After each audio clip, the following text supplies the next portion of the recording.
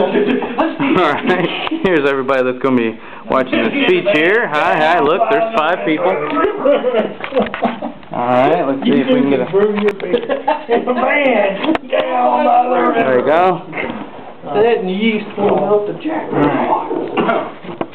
Hello everyone, my name is WStinson. Thank you for coming. We're going to talk about making beer today.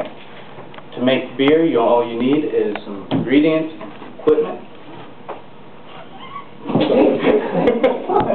Oh, sorry. If you get an ingredient kit, that makes it a lot easier. It'll come with barley, hops, you'll supply your own water, and most of the time it comes with yeast as well. Those are the 4 main ingredients in beer.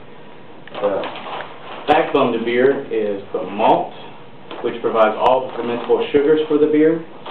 But you get an extract, which is where they take the sugars out of the malt, and it makes it a lot easier. There's a lot of time and a lot more stuff involved when it comes to getting the sugars out of the malt. So it's best to stick with an extract. The extract provides the color for the beer. You've got pale ales and stouts in front of you there. A pale ale is a lighter colored beer. You don't use a dark extract. Stout is a very dark beer. You don't want to use a light extract. So you get you an ingredient kit. They'll make sure that you get the correct coloring. The malt is sort of the background flavors of a beer, whereas the hop is up front and gives it its character. Hops are divided into 3 different groups. There's bittering hops, aroma hops, and flavor hops. Bittering hops, you put those in at the very beginning of a boil. You boil those for 60 minutes to get all the alpha acids out. Those are what makes the beer very bitter and balances out the sweetness from the malt.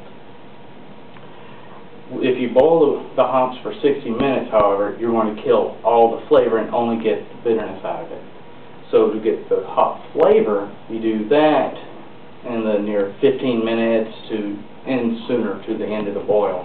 That'll preserve the flavors, but it won't add any bitterness to it.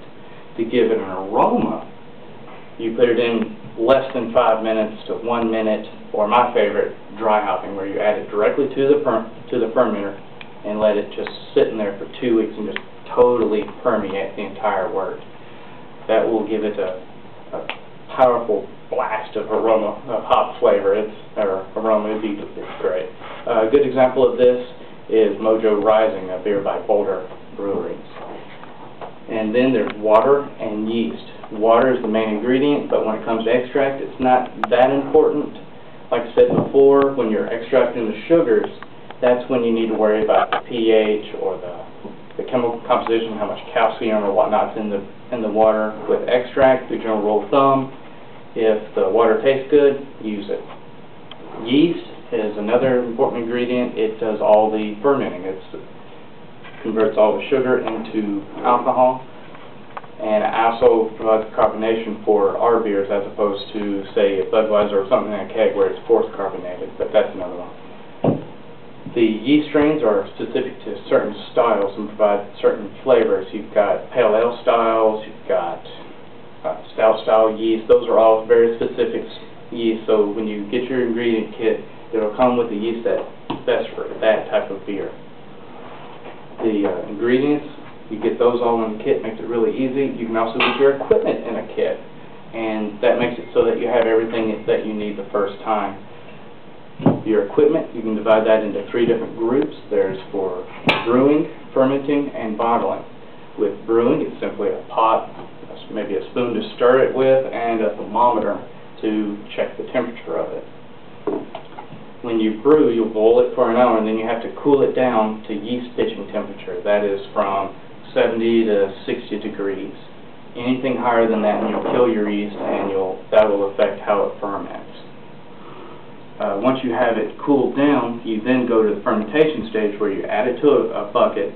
It's a 6.5 gallon bucket. You put a lid over the top of it, and then you put an airlock in the top of that. As the beer ferments, it will release CO2, which will go through the airlock, which is simply a cup with a tube in it, which allows the air to go out, but doesn't allow any oxygen or other microbes to get in and ruin the beer.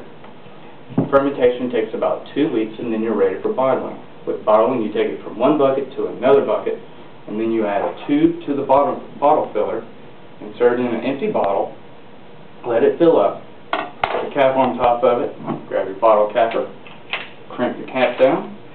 have a finished beer. You just let that sit for 2 weeks, and then that lets the carbonation build up.